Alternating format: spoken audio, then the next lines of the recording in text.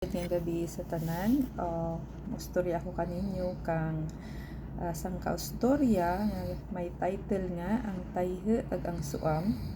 Diya nga istorya ginligwat halin sa tumandag nga istorya nga Koreano nga ginatiguluhan The Tiger and the Dried Persimmons. Kag diya nga istorya naabay man sa koleksyon sa akin libro nga may title ang Sugidanan Kasadok nga gin-publish kang dingag ginaraya katong 2016. So, amati ang mga bata, istoryahan ko kamo kang ang tayhe kag ang suam. Sa sangka magamay kag masiit nga lugar nga ginapalibutan ka mga kakahuyan kag kalasangan, may sangka tayhe nga nagaistar sa lunok. Ginakahadlikan dya katanan.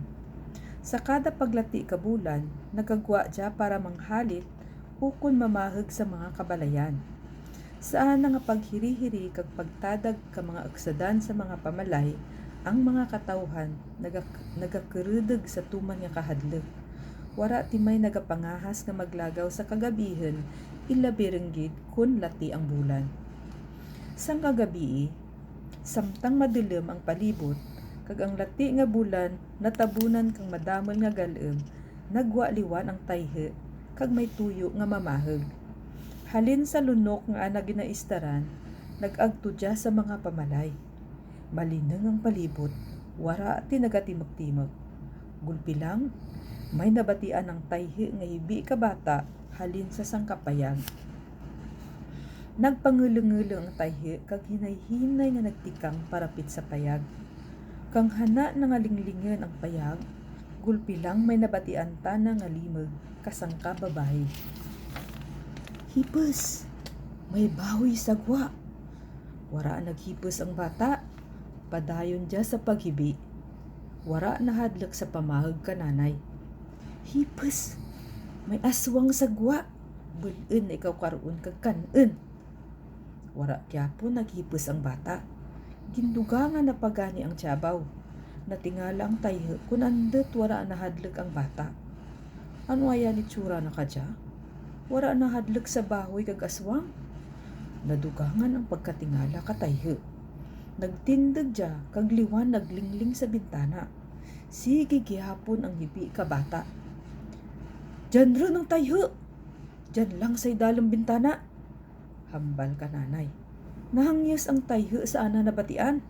Kinulbaan, nagparamuypoy, kag nagparanglapsi ang naglupog sa lupa. Paano na naman ang rigi ako? Ang pamangkot ka tayhe sa anang kaugalingan. Naginhawa ka madalam ang tayhe kag dayon naglinglingliwan sa bintana.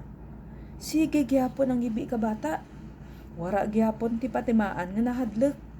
Sa bilog nga kinabuhi ka tayhe, wara pa dya tinasumala nga tinuga nga wara nahadlok ka na. Tanan sa kalibutan nahadlok ka na.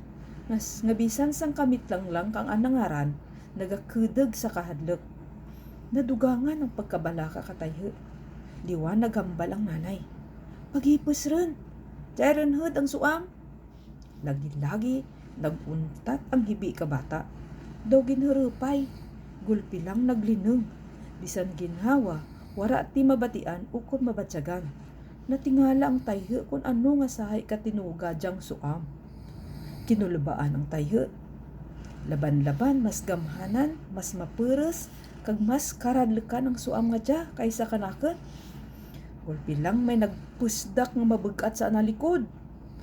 Sa panumdam ka tayhe, wara rin ti iba nga nagtupa sa analikod kundi ang suam. Nagtaririt kadalagan palagyo ang tayhe. Kalampano gid kun maguraptan tana kang kaharadlekan nga suam.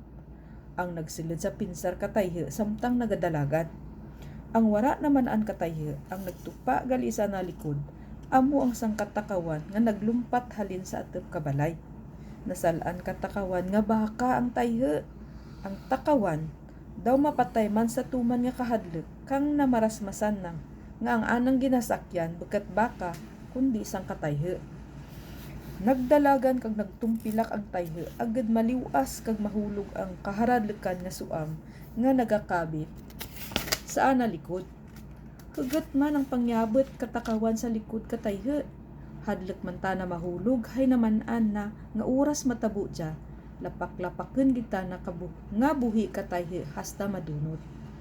Dalagan, tumbo, kag waslik ang ginhimo katayhe para makabuhi ang suam sa analikod. Ugaring daw taka man dya nga labi pa nga nagdeket. Bilog nga gabi ang taris kadarwa nga daw mapukros rin ang mga ginhawa sa tuman nga kahadlok sa isara kag isara. Sigi ang anda nga libot sa bilog nga kalasangan keteb na abtan sanda kang kasanagan.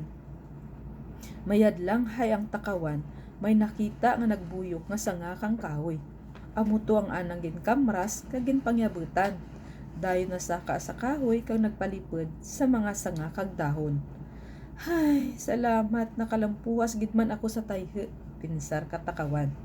Sa piyak nga bahin, ang tayhe nakaginhawa man kamasulhay kang mabatyagan na nga wara tinagasakay sa analikod. Baw, salamat gid hay nakaluwas ako. Sobra gid man gali ka makaharadlek ang nga tinuga ang suam nga dya. Ang bahel nga pasalamat ka tayhe. Dayon ako yampad pauli sa lunok. Umpisa ka to, wara rin ti tayhe nga nagapamahag sa kada paglati kabulan.